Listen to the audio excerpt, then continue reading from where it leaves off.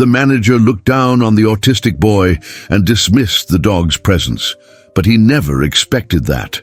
With a single move, the dog would take control and show who was really in charge. What happened next left the entire agency in silence. Subscribe to the channel and see how it all unfolded, detail by detail. He wasn't usually noticed, and most of the time, he preferred it that way. His clothes were discreet, his voice rarely rose above conversation level, and his steps always followed the same calm cadence.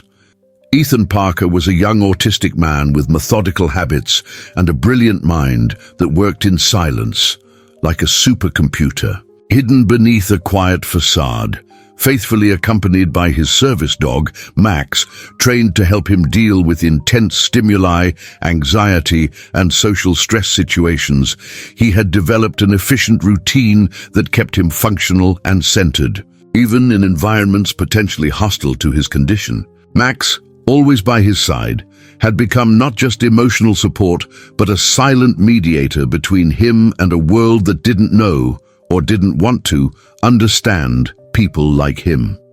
On that specific morning, Ethan arrived at Northeast Trust Bank in downtown Boston with the clear objective of making a substantial withdrawal. The amount was significant but perfectly justified by strategic commitments scheduled for the end of that same day. The money would serve as part of a delicate resource, reallocation essential for completing an ongoing acquisition. He knew what he was doing, understood the protocols, legal limits, and security procedures, and was there simply to complete another step in the plan he had meticulously crafted. As he approached the counter and presented his documents, he noticed the first barrier, a judgmental look from the teller, followed by a request for him to wait for the manager's presence. This reaction wasn't new. His introverted behavior, longer response times, avoidance of eye contact, and Max's presence frequently generated misconceptions about his comprehension abilities and autonomy. Minutes later, the manager, Jeffrey Collins, approached with a formal smile that quickly dissipated upon hearing the requested amount. Instead of proceeding with the service, Collins began questioning Ethan's intentions, implying that he didn't seem to have control over his finances. While Ethan tried calmly and objectively to reiterate his request, the manager became increasingly impatient. He ignored the documentation presented, dismissed the possibility of personalized service, and upon noticing Max's presence, made a comment that broke any semblance of courtesy. He stated that animals shouldn't be in serious environments like this, especially when used as a device by people who don't understand the limits of the banking system. There was no impulsive reaction from Ethan, just a light touch on Max's back, who immediately positioned himself between Ethan and the manager in an alert posture, but without aggression. The tension in the environment increased, especially among the other clients witnessing the scene. Many, without understanding exactly what was happening, began to observe attentively. Max's presence and the manager's refusal caused discomfort, but no one intervened. Ethan, with precise movements, removed his cell phone from the inner pocket of his folder and sent a single short message, almost imperceptible. Then he waited. Collins, believing he had settled the matter, walked away with contained contempt, leaving the client waiting in one of the reception chairs. A few minutes later, something changed. Bank employees began receiving internal notifications on their devices. Some exchanged confused glances. The movement intensified discreetly behind the scenes at the branch. A more attentive attendant approached Collins with a cell phone in hand, whispering something that changed his expression. Before they could take any action, the branch door opened, and a well-dressed man with a firm expression and executive posture entered. Without hesitation, he went directly to Ethan and extended his hand, addressing him by name with evident respect. Max, previously in a defensive position, relaxed upon recognizing the new interlocutor. The environment plunged into silence.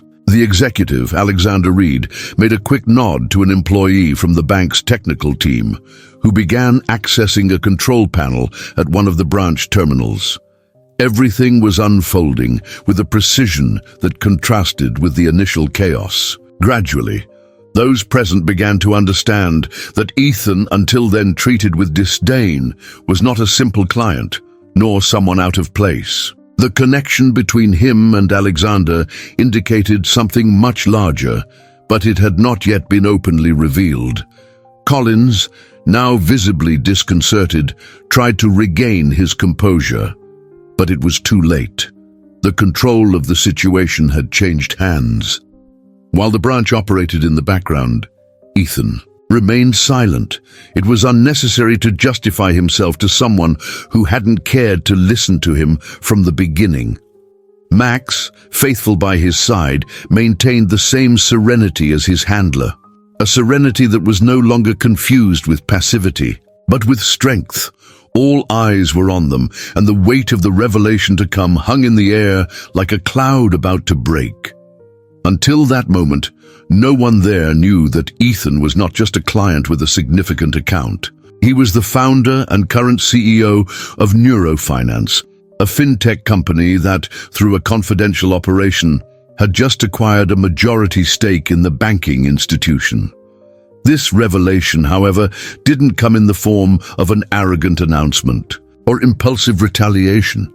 It built slowly in exchanged glances, silent orders, and employee reactions. What had begun as another episode of judgment and contempt was about to become an exemplary turning point, not just for that branch, but for everyone present. What few there knew was that this hadn't been the first time Ethan had been discredited because of his appearance or behavior.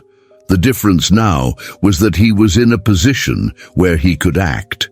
But what he would choose to do with this power was something that would remain open, at least for a few more moments. Meanwhile, Max remained motionless by his side, as he had always been, indicating without words that from now on, respect would not be an optional choice. "Alexander, I appreciate you coming," Ethan said quietly, his voice measured and calm despite the tension in the air. "I believe there's been a misunderstanding regarding my transaction request." Alexander nodded professionally. "Of course, Ethan. I received your message and came immediately. You mentioned there was an issue with your withdrawal." The manager seemed concerned about the amount and my ability to manage my finances, Ethan explained, his gaze focused on the pattern of the marble floor rather than directly at Alexander's face. He also took exception to Max's presence in the bank. By now, Collins had approached cautiously, his earlier disdain replaced with a nervous smile. "Mr. Reed, I didn't realize," he began, but Alexander raised a hand, silencing him. "Mr. Parker is one of our most valued clients," Alexander stated firmly. "And more importantly, his service animal is legally permitted in all public establishments under the Americans with Disabilities Act. I'm sure Northeast Trust Bank prides itself on accessibility and inclusion for all clients, doesn't it, Mr. Collins?" Collins swallowed hard, his eyes darting between Ethan, still seated calmly with Max by his side, and Alexander, whose presence seemed to command the entire lobby. "Of course, Mr. Reed. There must have been a misunderstanding. If Mr. Parker would like to come to my office, I'd be happy to process his transaction personally." Ethan glanced up briefly. "That won't be necessary. I believe we have other matters to discuss first, don't we, Alexander?" Alexander checked his watch. "Indeed. The paperwork should be finalized as we speak. Perhaps we should use the conference room to inform Mr. Collins and his staff about the changes that will be implemented, effective tomorrow morning." The whispers among the employees grew louder. Something significant was happening, and everyone in the bank could feel it. The power dynamic had shifted dramatically, and Ethan Parker, the quiet young man with the service dog whom Collins had dismissed so readily, was somehow at the center of it all. Collins led them to the conference room with a stiff, uncomfortable gait, His earlier confidence had evaporated, replaced by a nervous energy that manifested in quick, darting glances and unnecessarily rapid movements. As the door closed behind them, Ethan took a deep breath, his hand resting gently on Max's head. The dog responded by leaning slightly against his leg, a grounding technique they had practiced countless times before. "Please, have a seat," Collins offered, gesturing to the large oval table dominating the center of the room. His voice had lost its condescending edge, now replaced with a forced politeness that seemed foreign to his natural demeanor.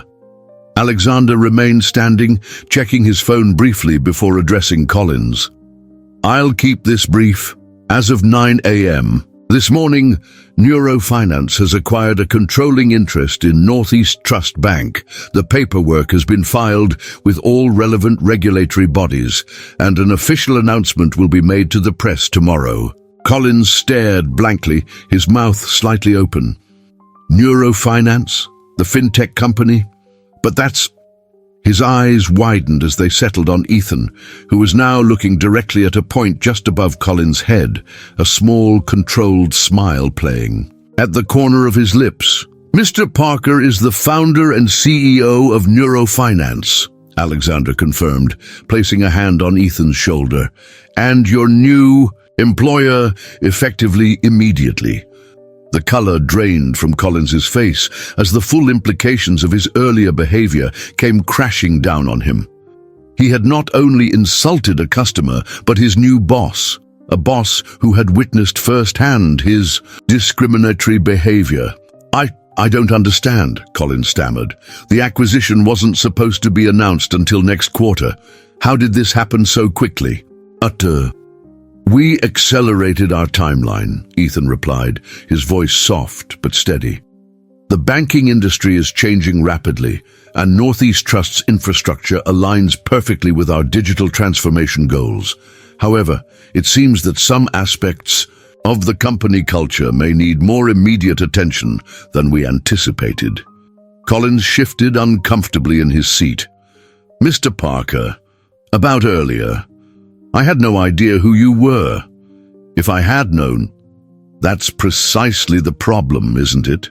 Ethan interrupted, making direct eye contact for the first time. "Your behavior shouldn't depend on who I am or what position I hold.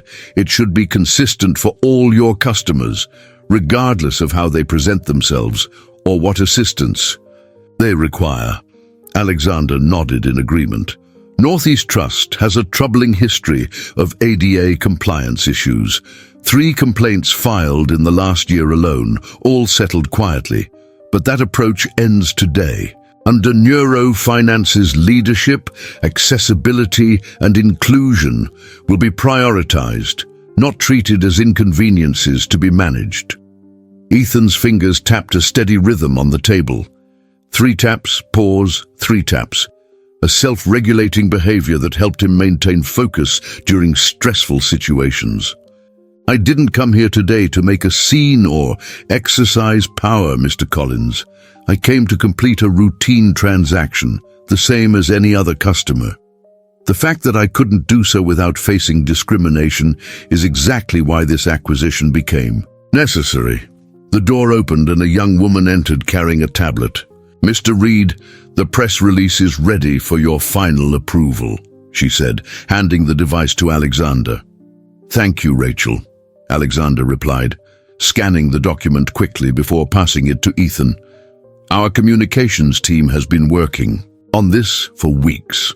The market response is expected to be overwhelmingly positive. Neurofinance's innovative approach, combined with Northeast Trust's established customer base, creates a powerful synergy." Rachel, who had positioned herself by the door, added, "Early projections suggest a 15% increase in stock value on the announcement alone. The integration teams are standing by, and we've prepared a comprehensive transition plan for all Northeast Trust employees." Collins cleared his throat nervously. "And what does this mean for current management positions?" The question hung in the air, his concern for his own future obvious. Ethan handed the tablet back to Rachel after making a few minor adjustments to the text. That depends largely on alignment with our company values, Mr. Collins. Neurofinance was founded on principles of accessibility, innovation, and respect. We believe that banking services should be available to everyone, regardless of their neurological profile or physical abilities. Max shifted position, settling into a more relaxed posture as he sensed Ethan's increasing comfort with the situation. The dog's calm presence had always been Ethan's anchor, especially in unfamiliar environments filled with unpredictable social dynamics. Perhaps it would be helpful for you to understand more about neurofinance, Ethan continued, his voice gaining strength as he spoke about his company.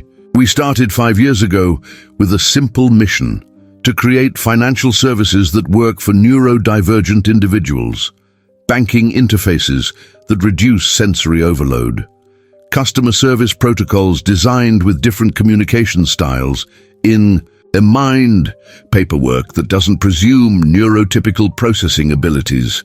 Alexander interjected. What began as a niche service quickly expanded.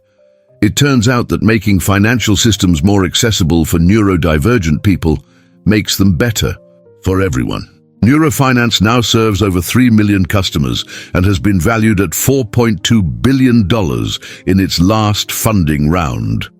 Collins's expression morphed from anxiety to confusion, then to a dawning realization. The man he had dismissed so easily, assuming incompetence based on behavioral differences, had built one of the fastest-growing financial companies in the country. I had no idea, Collins admitted, his earlier arrogance completely dissolved. That's often the case, Ethan replied calmly. People see the service dog, notice the lack of eye contact, observe the stimming behaviors, and make immediate assumptions. About capability, it's a common cognitive bias, but one with real consequences for people like me. Rachel, who had been quietly observing the exchange, spoke up. Mr. Parker, we should probably head to the main branch soon. The transition team is waiting for your input on several key integration decisions. Ethan nodded, standing slowly and giving Max the subtle hand signal that indicated they would be moving soon. We'll continue this discussion tomorrow, Mr. Collins. In the meantime, I suggest you familiarize yourself with Neurofinance's corporate values and accessibility guidelines. They'll be the standard by which all Northeast Trust branches will operate moving forward. As they prepared to leave, Alexander placed a firm hand on Collins's shoulder. One more thing. The withdrawal that Mr. Parker came in for today, I suggest you process it immediately with your personal apology. It's a small step toward demonstrating that you understand the gravity of your earlier behavior. Collins nodded mutely, the full weight of the day's events finally settling on him. What had begun as a routine morning had transformed into a pivotal moment, not just for his career, but for the entire bank. Outside the conference room, the atmosphere in the bank had changed dramatically. Word had spread quickly, whispered conversations between employees creating a buzz of nervous energy. All eyes turned to Ethan as he emerged, Max walking steadily by his side. Are you all right? Alexander asked quietly as they moved toward the meal exit. I know these situations can be draining for you. Ethan adjusted his sleeve, a small smile forming. I'm fine. Max helped keep me grounded. And besides, this was always part of the plan. Alexander raised an eyebrow. You intentionally came to Collins's branch, knowing his reputation? Sometimes the best way to change a system is to experience its flaws firsthand, Ethan replied. I needed to know exactly what we're dealing with before we implement changes, and now I do. As they reached the main entrance, Ethan paused, looking back at the bank that was now part of his company. The journey that had brought him here had been long and often painful. Years of being underestimated, dismissed and marginalized had forged in him not bitterness, but determination. Neurofinance had begun as a solution to his own struggles with traditional banking systems, but had grown into something much larger, a vehicle for genuine change. Max nudged his hand gently, sensing the emotional weight of the moment. Ethan smiled down at his faithful companion, grateful as always for his uncomplicated support and acceptance. "Ready for the next phase?" Alexander asked. Ethan nodded, his quiet resolve evident in his posture. "More than ready, this is just the beginning." The news of Neurofinance's acquisition of Northeast Trust Bank spread like wildfire through Boston's financial district. By the following morning, every major business publication had featured the story, many highlighting the unusual circumstances surrounding the reveal. Ethan Parker, a name previously unknown outside tech innovation circles, was suddenly thrust into the spotlight as the brilliant young CEO who had engineered one of the most surprising acquisitions of the year.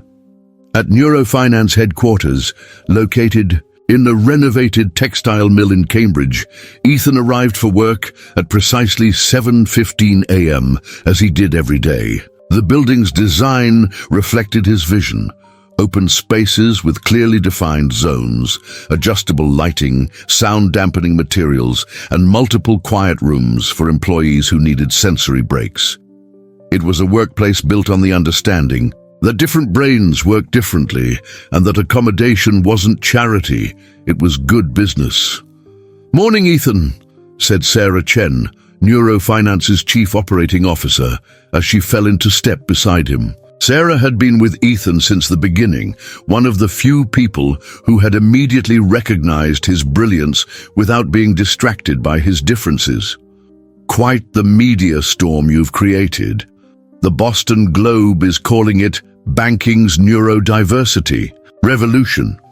Ethan smiled slightly, keeping his eyes forward as they walked through the main work area. "That's an overstatement. One acquisition doesn't make a revolution."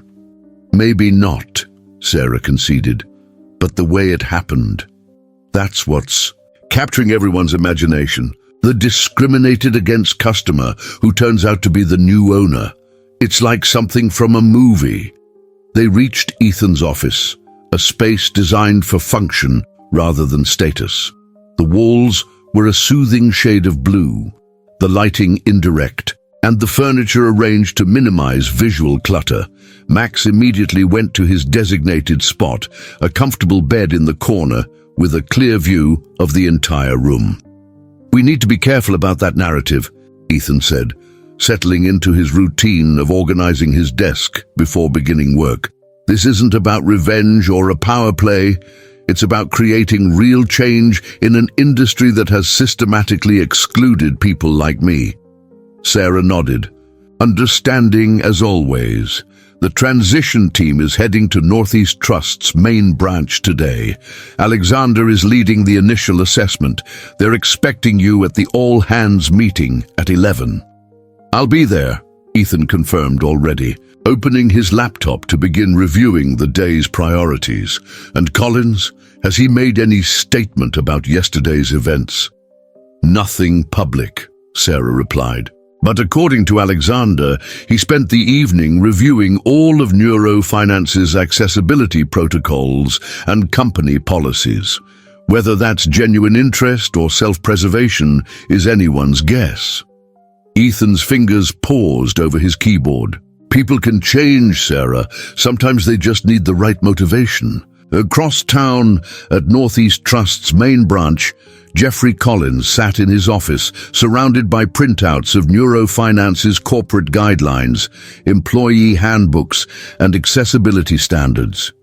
He had barely slept, spending most of the night researching Ethan Parker and the company he had built from nothing. What he had discovered had left him profoundly unsettled, not just about his behavior the previous day, but about his entire approach to his job. A knock at his door interrupted his thoughts. "Come in," he called, quickly straightening the papers on his desk.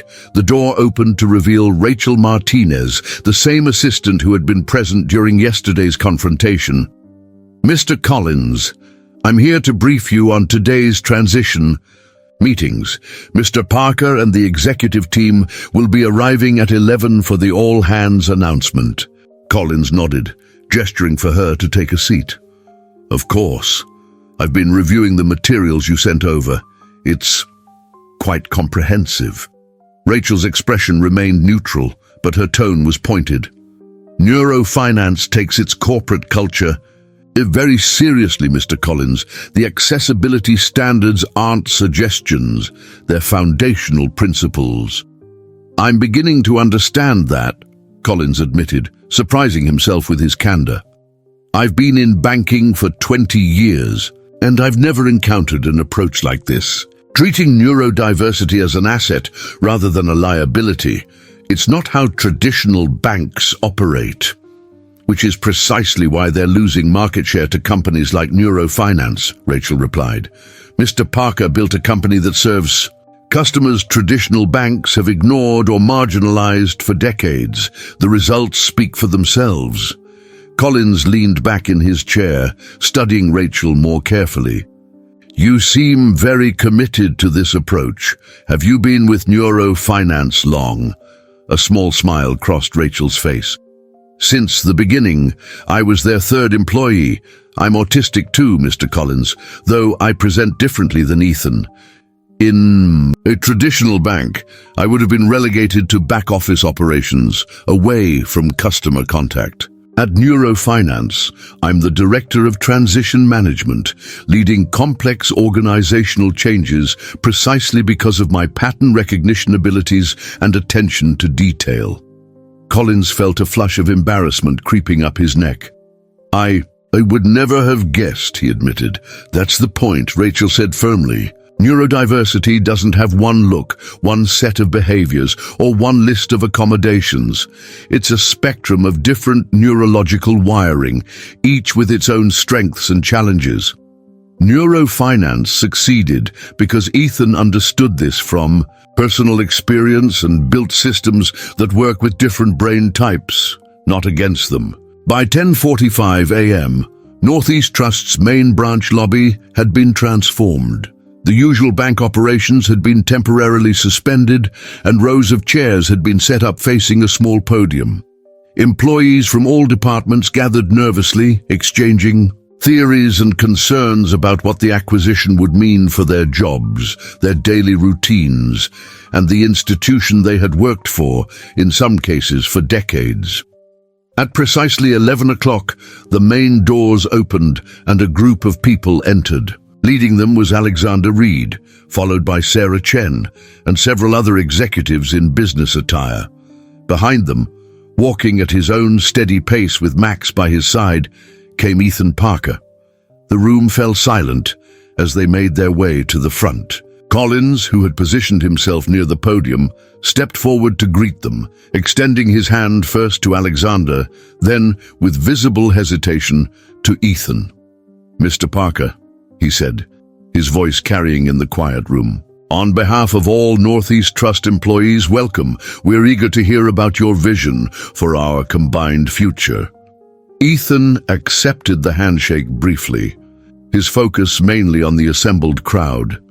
Public speaking had never been his strength, but over years of leading Neurofinance, he had developed strategies to manage the stress it caused him. Max settled into a sit position beside him, a calming presence that allowed Ethan to concentrate on the task at hand. Alexander stepped to the podium first, providing a brief overview of the acquisition details and introducing the key members of the Neurofinance leadership team. Then, with a supportive nod, he stepped aside for Ethan. The room was expectant, all eyes on the young CEO who now controlled their professional futures. Ethan adjusted the microphone slightly, took a measured breath, and began to speak.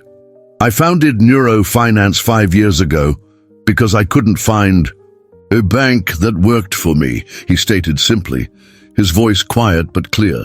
As an autistic person, I found traditional banking environments overwhelming, customer service protocols confusing, and digital interfaces chaotic.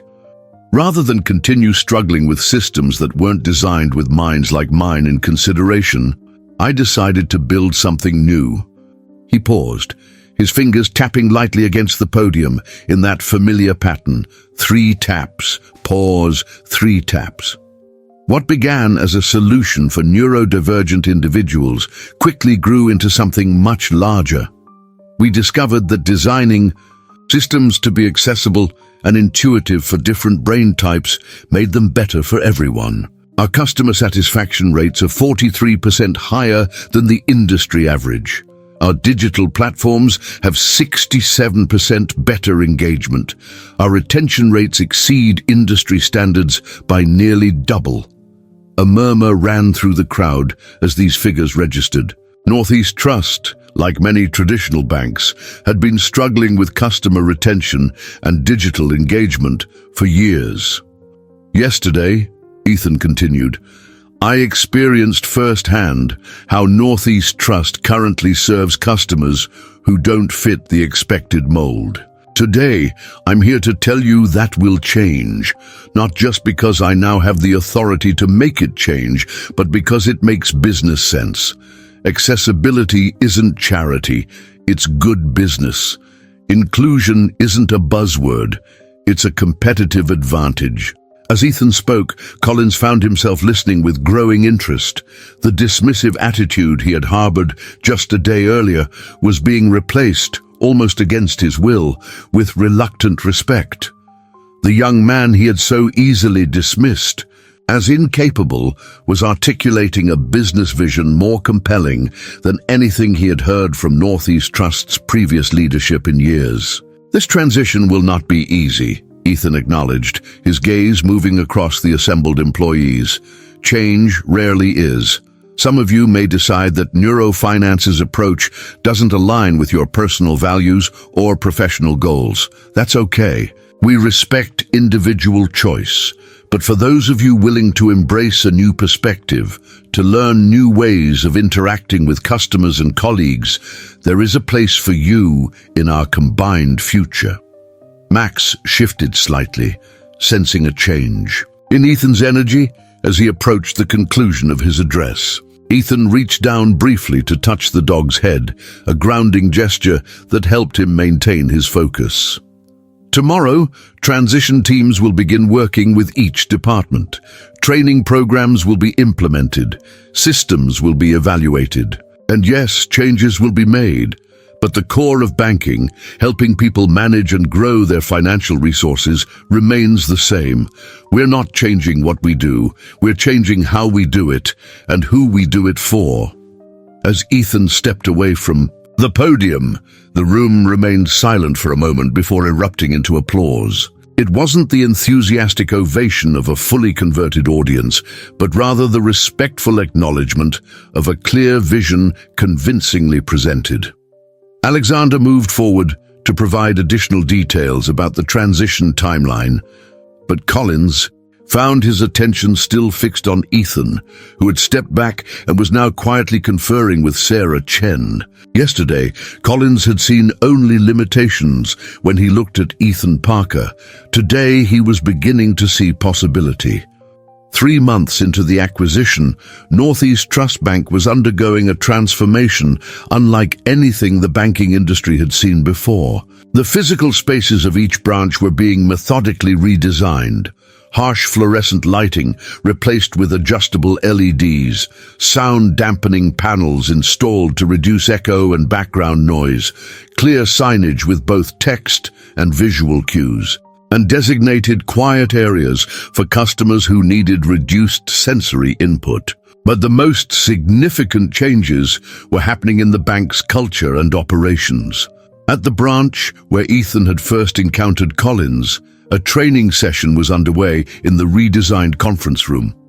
Collins himself stood at the front, leading a group of customer service representatives through a module on diverse communication styles.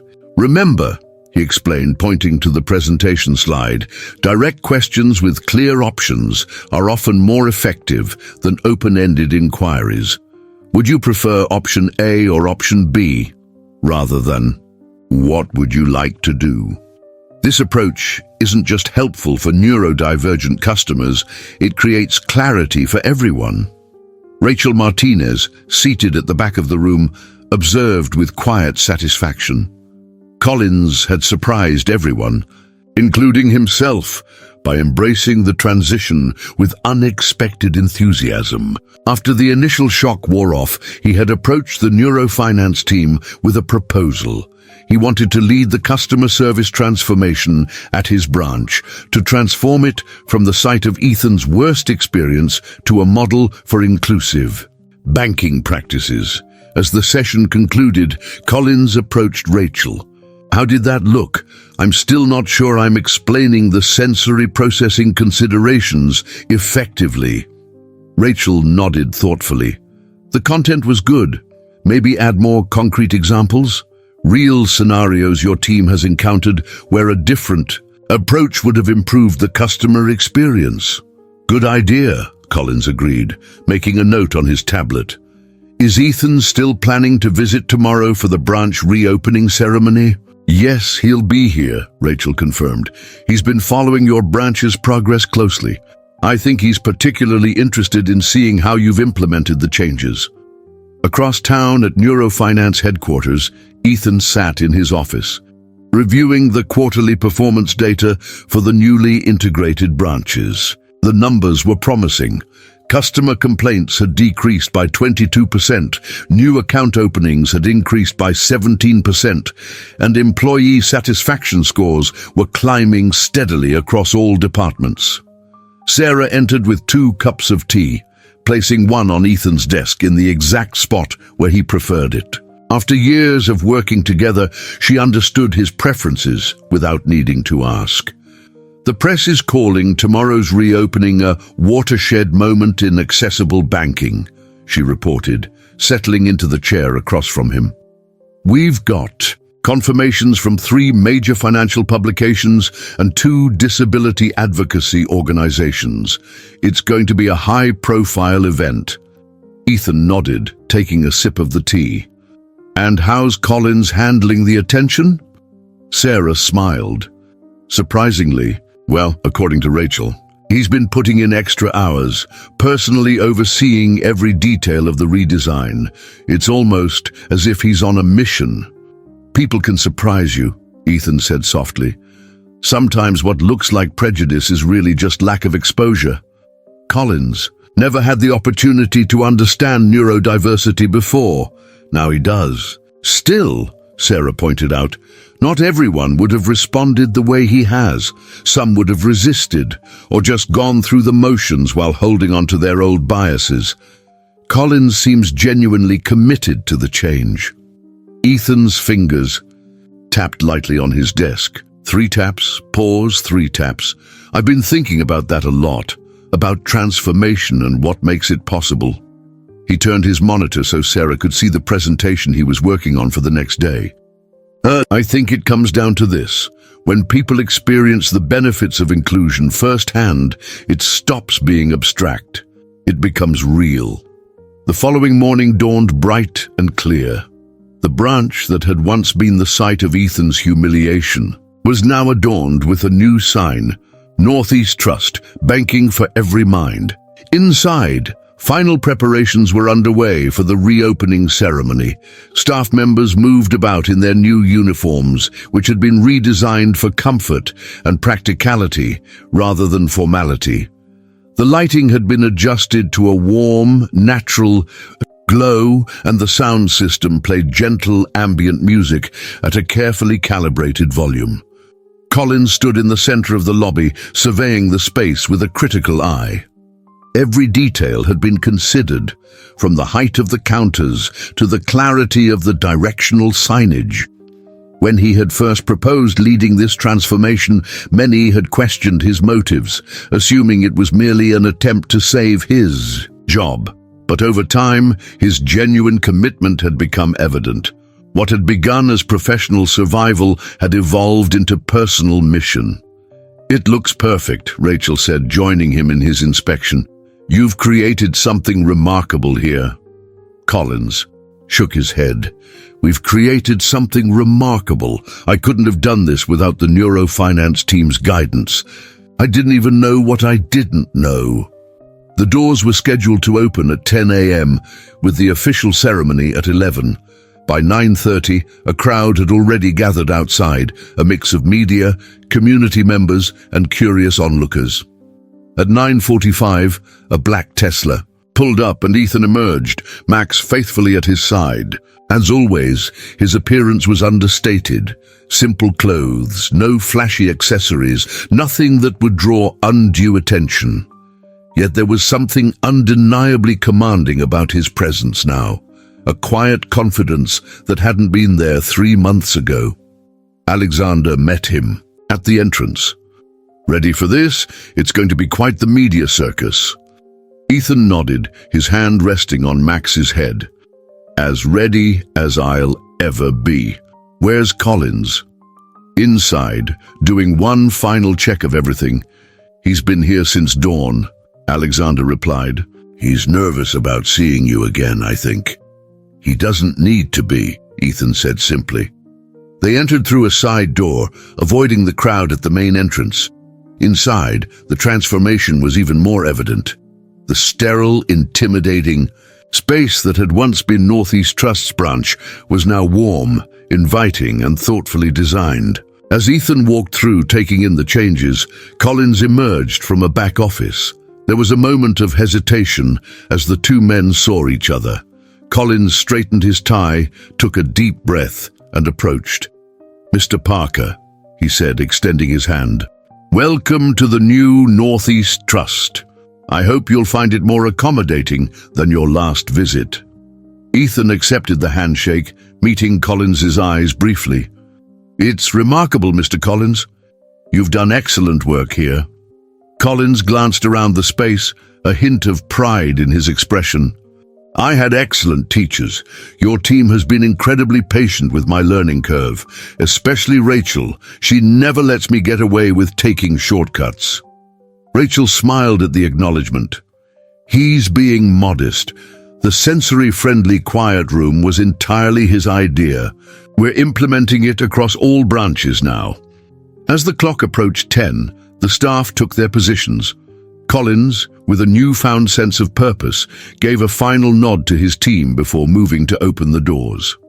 "Welcome to the new Northeast Trust," he announced as customers began to enter. The expressions on their faces as they took in the transformed space ranged from curiosity to amazement. Staff members greeted each person individually, explaining the new features and asking about their banking needs with a careful attention to communication styles that would have been unimaginable 3 months earlier. At 11 a.m., the formal ceremony began. A small podium had been set up in the center of the lobby. Alexander spoke first, outlining the business case for the changes they were celebrating.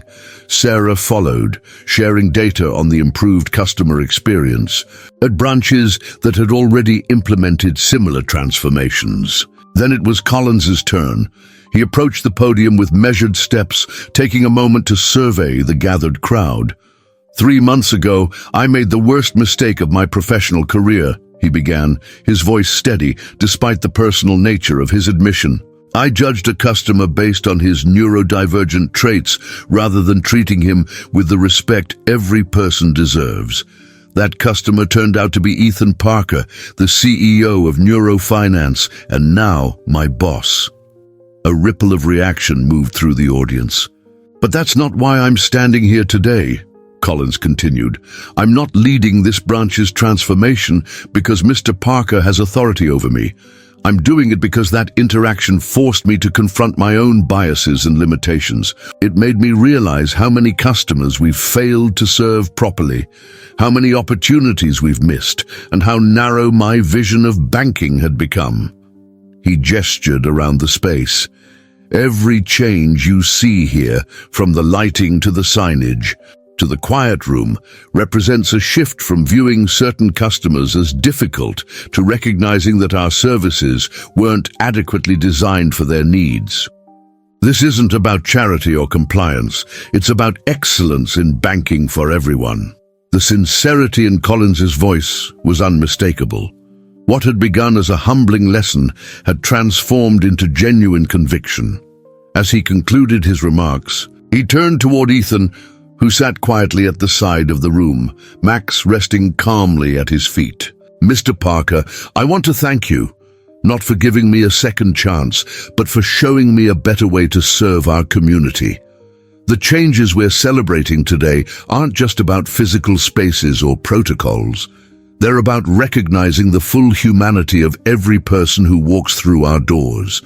The applause that followed was warm and genuine. As it subsided, Ethan rose and made his way to the podium. Public speaking still wasn't his natural element, but the importance of the moment outweighed his discomfort. "Thank you, Mr. Collins," he began quietly. "When I founded Neurofinance, I never imagined standing in a place like this, celebrating these kinds of changes. My goal was simply to create a banking system that worked for people like me, people whose brains process information differently, who experience the world in ways that traditional institutions often fail to accommodate." His fingers tapped lightly on the podium. 3 taps, pause, 3 taps, but he made no effort to suppress the self-regulating behavior. What we're witnessing today is both an ending and a beginning.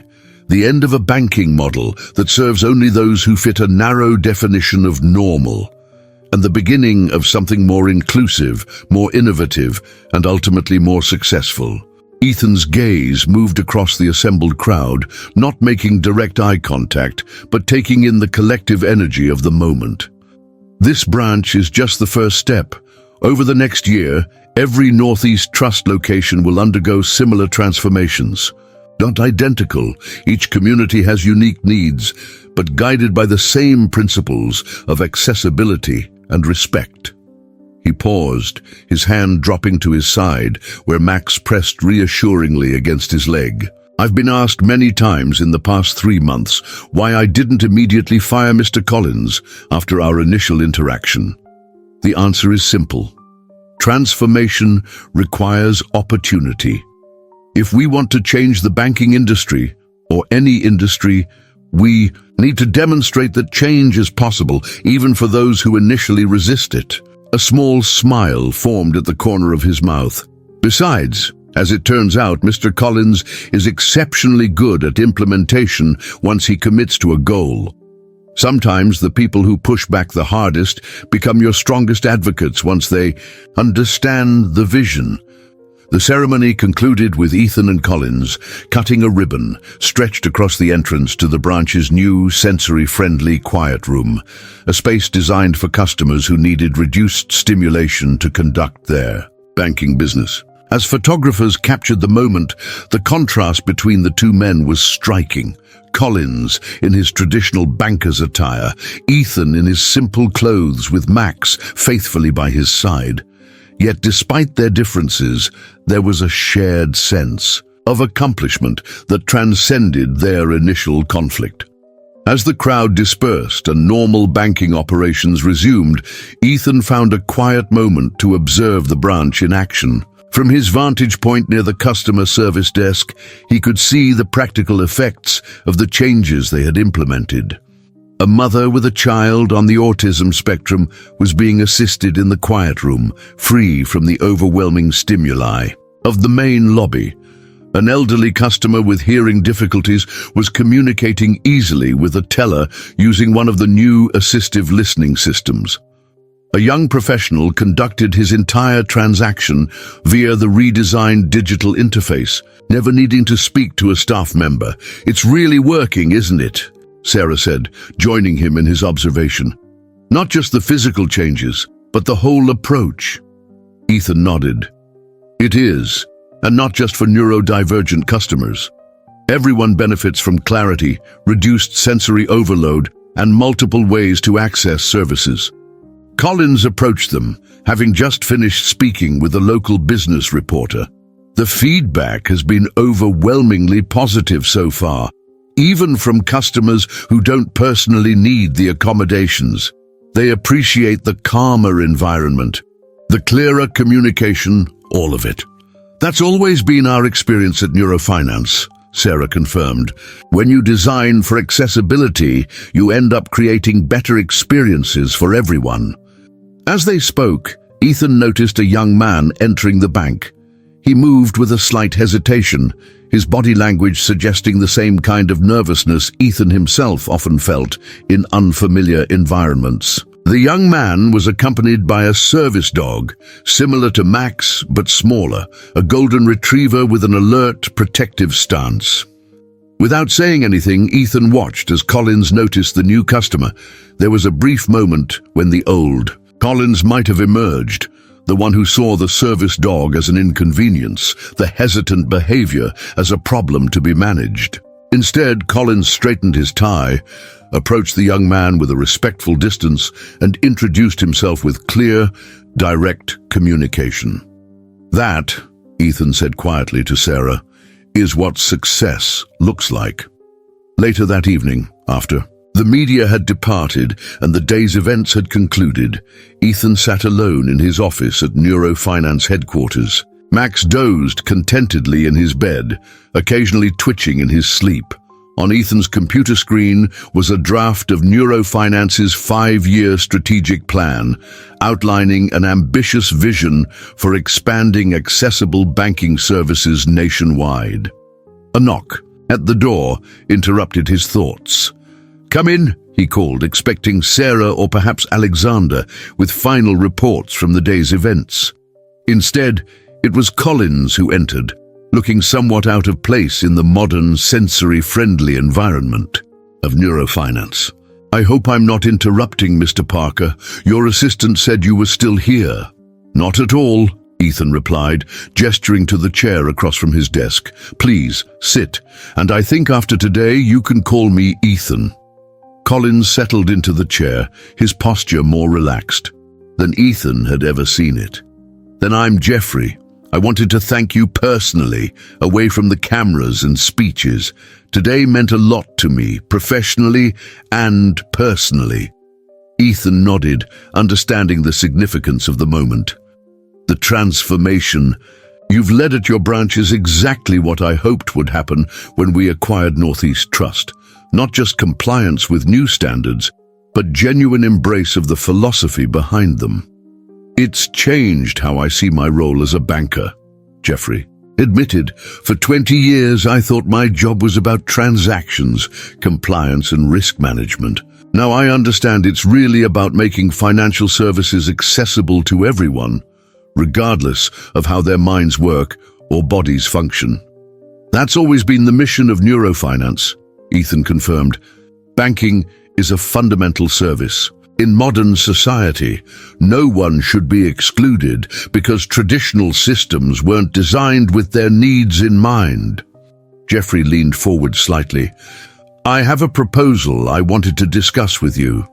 Based on our experience redesigning my branch, I believe we could develop a comprehensive training program for other financial institutions. Not just about physical accommodations, but about the entire approach to serving diverse customers. It could extend the impact of what we're doing beyond just Neurofinance and Northeast Trust." Ethan's eyes lit up with interest. This was exactly the kind of thinking he had hoped the acquisition would eventually inspire. That aligns perfectly with our long-term vision. We've always intended to change the industry, not just our corner of it. "I'd like to lead the development of that program," Jeffrey continued, his confidence growing as he outlined his idea. "With your approval, of course.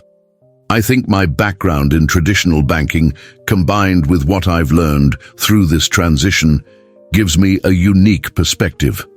As Jeffrey spoke, Ethan was struck by the magnitude of the change in the man sitting across from him. 3 months ago, Collins had dismissed him as incapable based solely on his neurodivergent traits. Now he was proposing a partnership to expand accessibility throughout the banking industry. People really can change, Ethan thought to himself, when given the right opportunity and motivation. "I think that's an excellent proposal," he said aloud. Let's set up a meeting next week with the education team to discuss implementation. There's already significant interest from other banks in what we're doing. A formal training program could accelerate adoption across the industry. After Jeffrey left, Ethan sat for a while longer, reflecting on the journey that had brought him to this point. From the frustrated banking customer who couldn't find services that accommodated his needs, to the founder of a fintech startup, to the CEO of a combined entity that was redefining what banking could be, it had been a path marked by both challenges and triumphs. Max stirred in his sleep, then woke and padded over to Ethan, resting his head on his handler's knee. Ethan stroked the dog's head gently, grateful as always for his faithful companion's presence. "We did it, Max," he said softly. "We really did it." The transformation wasn't complete. It never would be. There would always be new challenges, new barriers to overcome, new minds to change. But Ethan Parker, the quiet genius who once preferred not to be noticed, had discovered the power of visibility. By standing firmly in his identity as a neurodivergent leader, he had created space for others to do the same. And in doing so, he had begun to change not just a bank, but an entire industry's understanding of what inclusion truly meant. It wasn't about charity or compliance or even empathy, though those all had their place. It was about recognizing that different minds bring different strengths, that diversity of thought leads to innovation, and that systems designed to work for everyone simply work better for everyone. That was the revolution Ethan Parker had started, not with grand gestures or forceful demands, but with the quiet, persistent power of showing a better way. And as he sat there with Max by his side, looking out at the city lights beyond his window, Ethan knew that this was just the beginning. Dear listeners, we hope that Ethan and Max's journey has moved you as much as it has moved us. The quiet revolution they started reminds us that true change often begins with a single moment of courage. To continue this emotional journey, we've prepared a special playlist with equally captivating stories about unexpected transformations and the power of standing firm in your identity. Find it by clicking on the link to your left. If you enjoyed this story of resilience and change, please don't forget to subscribe to our channel and give this video a like. Every day, we bring unique narratives that explore the complexity of human experience and the different ways minds can work together to create something better. Don't miss our upcoming content. We have so many more stories waiting to be told. We're looking forward to reading your thoughts in the comments below.